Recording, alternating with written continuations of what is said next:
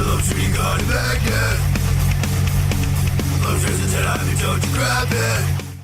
Hey! Hey, welcome. I'm Lobster Magnet. This is Lobster Magnet and Friends. I'm here with my buddy Goro.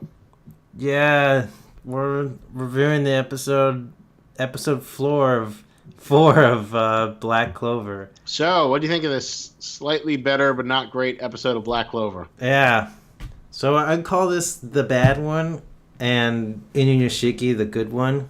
Now, They've become to form like a, parallel line of like, just like Inuyashiki's the hero and Shishigami is the villain.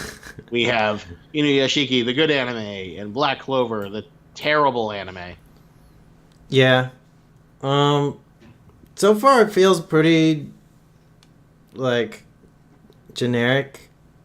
I mean, the whole idea behind Asta, the main character, he's like Rock Lee in a sense. Well, he's Rocky Lee, combined with Deku. Yeah, combined with Deku. And he's just got a crazy amount of like muscles and stamina and, super motivated to do, to try and be like a Wizard King or a Wizard Knight, the Wizard King, whatever. And yeah, they just keep on hammering in that point over and over. There's nothing like it doesn't feel like that good at the moment, I guess. But Greg, we got to see the greater world of like, with the wizarding world and the entrance exam. You love entrance exams. You love the hunter exam, and you love the Chunin exams. And this is the wizard mage knight entrance exams. Don't you love the part where they all like stand on a broom and then they have to fight each other? And then he just like it just feels so generic. Like after like seeing something like the Chunin exam and like the hunter exam, like these exams suck. Like there's like none of these other characters are built up really or that interesting at all. Like, oh, we get to meet all the crazy bleach captains of this fucking universe, right? Yeah, where they just got these like quirky personalities. Like, oh, they look like they could be interesting, but are they? Question mark in your mind, right? Yeah. But you just see the visual of them, and they're like, oh my god, they could be interesting. I mean, that's the idea that goes into your head, I think. It just like they could be interesting, and that's it. That's it. There's nothing that they do that's interesting so far. No, do you even think that their character designs are all kind of boring, too? Yeah, I mean, even with like somewhat like not crazily interesting character designs, like you can still make interesting characters, I think. Yeah. I mean, you could say that like, within the span of like just introducing them isn't really enough time to like make them stand out, but yeah, they seem pretty boring. Like, I don't know, there's the girl who like sleeps all the time, and I guess that was kind of amusing. Then there's the guy who wears the Griffith helm. Yeah, none of them really stood out except for like the big tough guy who's I don't know. He wanted to crush Asta's head. Yeah, you want a minor spoiler? What's the minor spoiler? Do you really want this minor spoiler? Yes, with Black Clover, I don't really care. That's the guy whose squad he winds up joining. Oh. Okay, whatever. Like, I don't get how Asta even passed this exam in the first place. He didn't demonstrate any magical ability besides... Well, he won the fight. He's got a berserk sword that, kicks... I love it. My power is the power of my berserk sword. It's the power of not giving up. That's berserk my magic. Sword! Believe it. I wonder why no one's like sort of like wondering, why are you, no one comments and says like, oh, that's pretty peculiar. Everyone can use magic, but you've got this berserk sword. No one in the world is like that. No one wants to investigate that. No one think that's like kind of weird. Isn't that like the equivalent of like, some guy in our world walking around with a giant horn on his head? Yeah, that is peculiar, isn't it? Like, it sort of like makes you wonder, why is Asta like this? Like, isn't that like a really curious thing? You're like everybody in this world has some magic in him, but Asta's like the only one who doesn't have any magic, and nobody is like kind of curious about that. And he gets this like thing that, like, assumingly, as far as we know, no one else has. No one else has the berserk sword. There's no background by it, and so this should make him really weird and peculiar. And it's like, oh my god, what's up with this guy? What's this thing? We should investigate it. But they're all hyping like Asta's brother. I forget his name. Or wait, what's his name? Yeah, you got it right. So they're all like curious about but is like, yeah, he's a pretty high level magician, but and it's kind of rare that he's like, there's a magician of that like high level, I suppose. But Asta is like rare because his magic is more unique in some ways. He's got this thing that, as far as we know, no one else in the world has ever had: the goddamn gut sword. The gut sword and the really like 5-leaf clover grimoire thing. Like, yeah, it feels a little bit odd. Oh, there's something else that happened in this show, in the episode. They're starting to thread this plot point of like this princess who wants to join the magic exams and make us feel for her and her plight about wanting to join the magic exams, and having the older brother who's like, no, your nobility, why you spend time with this trash.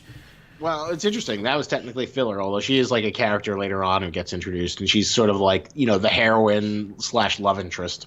Oh, really? I thought the sister... No, she's not. Nobody gives a crap about the sister. The sister is basically just like Aruka Sensei.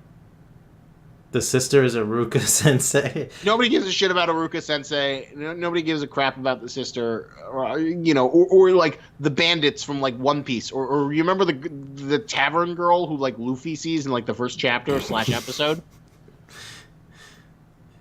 Yeah, but Asta made a pretty big deal, like, oh, I'm gonna marry this sister or whatever. Well, because Asta doesn't have any character traits, and that's like the one joke he has, so they're just gonna like keep on like running that in again and again. Or who knows, maybe a new gag will be like, all the girls will love him, but he's like, no, I have to have sister. Ah! I'm pretty sure that's not gonna happen. It's gonna be who's most popular with the girls.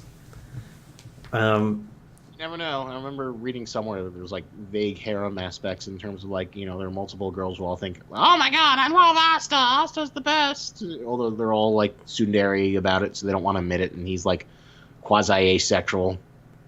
I guess that sounds pretty typical of Shonen story. But yeah, this is continuing to be a very unremarkable anime. Even at its best, it still kind of like feels generic. Who knows? Maybe if it was better produced, it would be, that genericness would work in its favor. There's like the scene where Asta like destroys that guy's magic cannibal thing, which was like almost kind of neat. Like it was. I admit I had a little bit of fun when he like smashed it so quickly, but like it felt like a really anticlimactic way to end the episode afterwards. At that point, like we're in the aftermath, he's like, or I guess it felt too cliche, in my opinion, the way they ended that episode with that. Well, that was basically just an excuse to like have an action sequence, a short action sequence that ends off like the one. Because basically this manga or this episode just adapted one chapter of manga, when better pacing would be like maybe 2 chapters this early in the game. Yeah, God, I wonder if it's the studio's fault. Because you said this is the same studio that animated Naruto and Bleach, right? Yep, and they're like showing their worst tendencies with it as well. So like so bad. Like starting off with filler, like in the first few episodes. How can you do that to like a brand new series? I don't know, man. It's like if this is like the shonen is if shonen storytelling is like a marathon, this is like watching Asta get like shot in both feet and he bleeding on the racetrack while he gets lapped by Deku. And he's just screaming, "Ah! Ah!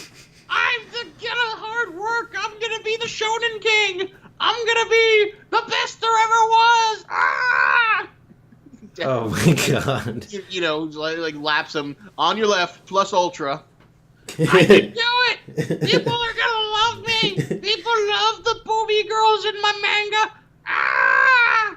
And it's just sort of this sad face. It's like nobody wants to stop it, but he's just like, he can't use his legs, so he's just like crawling by his like shoulders, inching forward, clawing at the ground to try and like compete in this never-ending race that we call Shonen Jump, and he's just like being lapped horribly by everyone else. Oh my god! Can you imagine just like how Black Clover even got One second.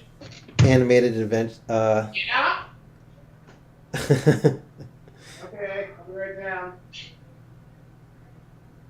Okay. Right down. Right, so, what was I saying? I'll probably cut that out when we do it. Oh, yeah, I was just like saying, can you imagine what it'd be like? I mean, what it was like to get Black Clover animated in the first place? Like, all the other animated studios like probably turned them down or something, and like, wait, there's this one studio that has a really bad reputation, but we should probably take it anyway. I don't know. I'm sure it was kind of like, we've done great with these Shonen Jump properties. We're going to make the next big worldwide phenomenon. Black Clover. We don't need My Hero. They probably couldn't afford the higher end studios, so they're just like, we could use that studio that has a bad reputation. I don't know about that. Do our anime with that? Because I think the studios position the magazine in terms of getting the rights to which anime they want to adapt. I don't think it's like the whatchamacallit, the Shonen Jump chooses who they want to have animated. No, I mean wouldn't it be the mangaka who ultimately? Mangaka has no say. They just get maybe probably so a little Shonen money Jump for it. chooses which studio? No, I think the studio chooses which manga they want to adapt. Do you have your whatchamacallit, your speakers on? Because I heard a little bit of echo. I don't have my speakers on. But weird. Anyway, no, I think what happens is the studio, they read through the manga and they pick which ones they want to adapt, and then they do a licensing deal. I could be wrong. If anyone knows any better about how this stuff goes down, but that's how I believe it usually goes down. So it's the animation studio that picks the manga they want to adapt.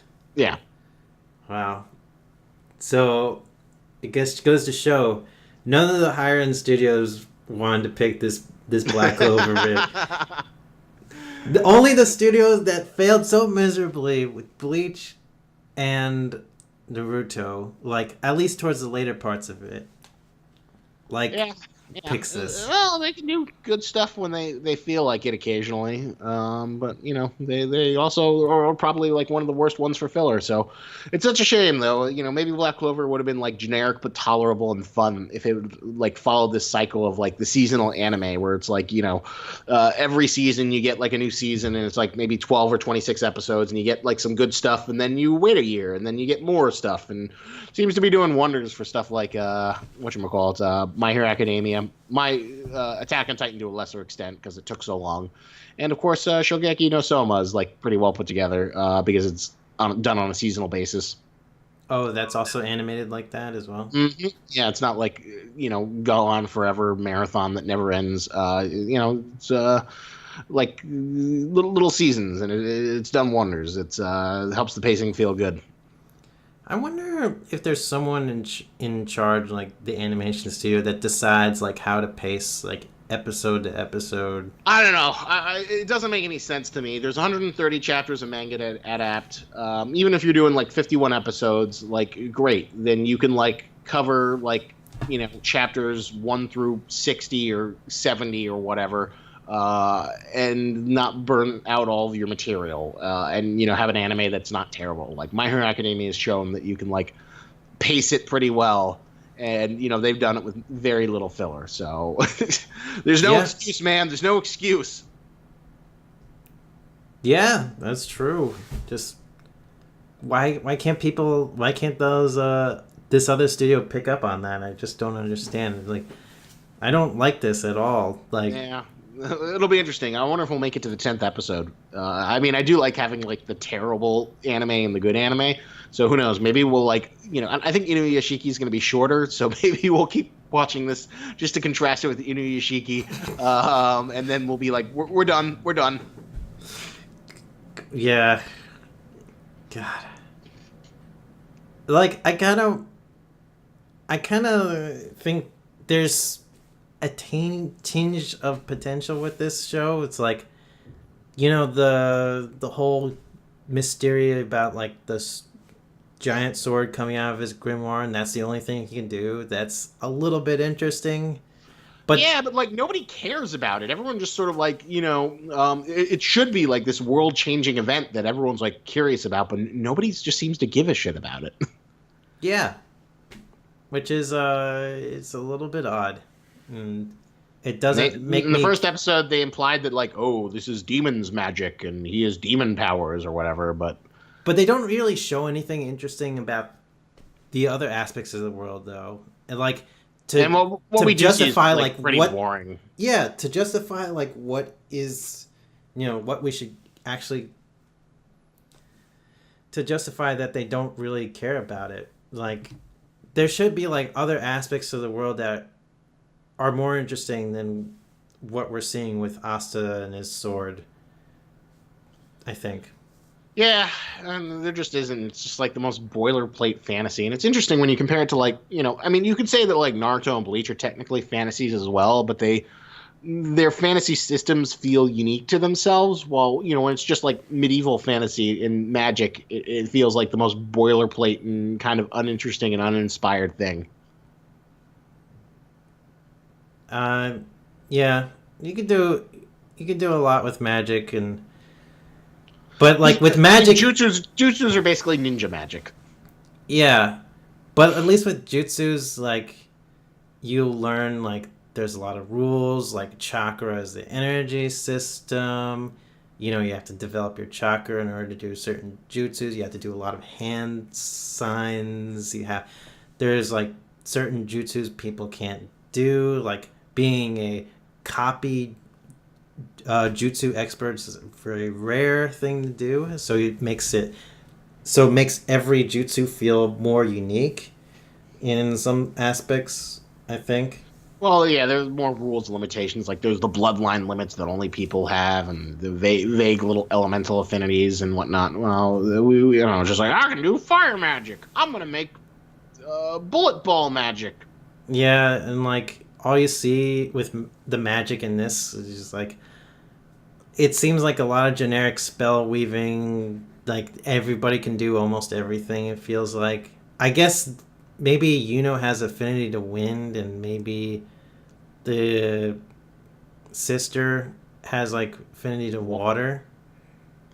But besides that, I can't really tell. It just all their spells, like all those wind and water spells, feel very generic.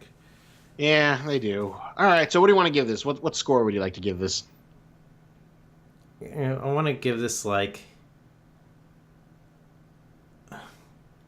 It was slightly better than the filler episode last week, but man, this show is like definitely better than filler. But this show is like a 2, though. It's. It's not great material that's not being like treated very well, so it's just kind of like degrading what was already kind of like generic so far and uninteresting. Yeah, I guess 2 because one it's slightly better than the filler last week, but it's not really improving that much on the pacing. And second, Asta's magic is somewhat interesting in this series. Like, that's something that needs to be explored more and needs a little bit more potential. But besides that, the rest of the series is not that cool. It's not that cool, It does feel like it was made by like a robot to like create like. Well, you remember like in Bakuman where like the evil guy he like makes like crowd-funded series of shonen things that are like made by committee. Oh my god, yeah, that seems something like that. Probably. This whole series feels like it was like made. It was like made out of that system. I think a robot could do a better job making a series than this. Probably. I give this episode a 4. It was like... Why is such a high rating on... Because it was better than last week's, and it had some okay-ish animation, and, it was still really generic and uninteresting, but, they're birds. I like birds. Oh, yeah, the birds were kind of cool. A little bit. Not that much. It's just it was like a few seconds of, like, interesting birds. That's it. Yeah, it was still a pretty... terrible piece of shonen storytelling, and oh man, like this is gonna be deader than a doornail unless something changes. Yeah. I wonder if there's someone out there who's like the ultimate Black Clover fan. He's like, oh my god, this is the best thing ever. We should shield doornails like with the phrase like that, deader than a doornail. Now you can have something more alive than Black Clover.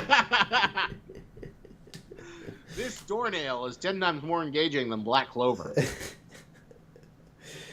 Oh my god. Oh, I gotta tell you something after recording this. Alright, fine. So yeah, another mediocre episode of Black Clover. Fight us in the comments below if you think we're being too hard on it and you actually want to talk about the merits of Black Clover. I'd love to see someone who's intelligent actually try and argue why it deserves its place in the shonen pantheon and doesn't deserve to be canceled. Yeah. Obviously the higher ups at Shonen Jump really wanted to succeed, and I don't think it deserves to. So Deku, smash it with your Plus Ultra. All right, so thank you for listening and watching, wasting your afternoon with us or whatever time you chose to watch us. And remember, lobster and tennis, but don't you grab it. Lobsters made of lights.